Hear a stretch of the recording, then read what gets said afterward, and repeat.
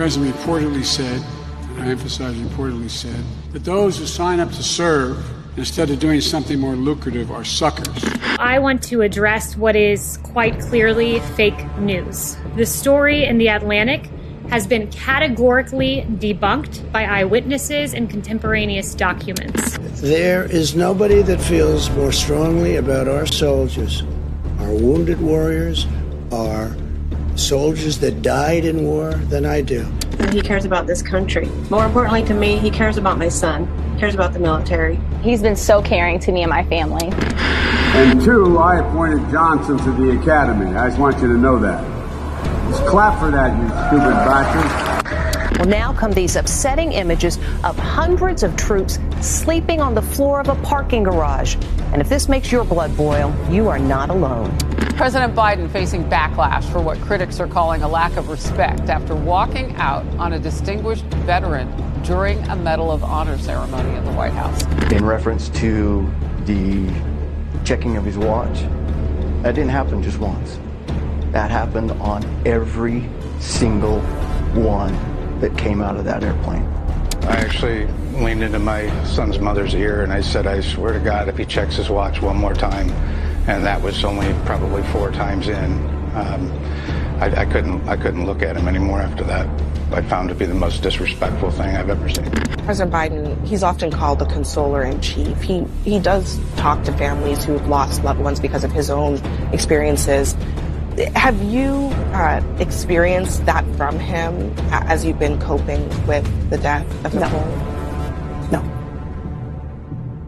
Have you spoken to him? No, he has not reached out to our family. We've actually reached out to the White House and have never heard back. 2 minutes later, he walks in with him and Jill Biden and their little entourage of people and like photographer. And right away, like, remember him coming up to me, trying to shake my hand, like, try to shake my right hand. And I look at him, and I'm like, I don't have an arm.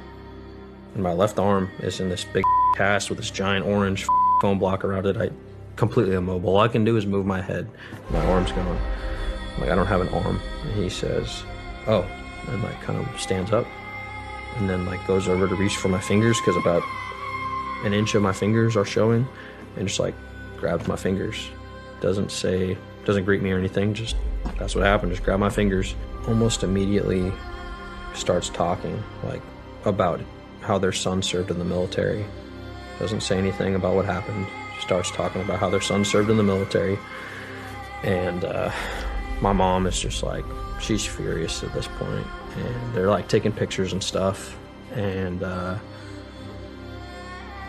she was like, my mom said this, she was like, I don't give a f***. She's like, I don't care what you guys f***ing do. She's like, you better take care of him for the rest of his f***ing life. And he comes over to me and he leans over me. And I have a picture of this to prove it. I'll show you this picture that I have.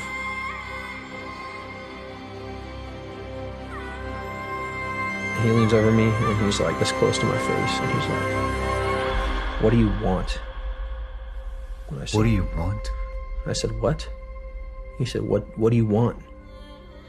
And I'm just like confused, and I just got blown up. I just fucking saw my friends die next to me, and like, I just want to be myself. We have a president who does not understand those solemn moments. He is a master at capturing the anger of the American people, but he is not skilled at capturing the hearts and the minds and the souls of the American people.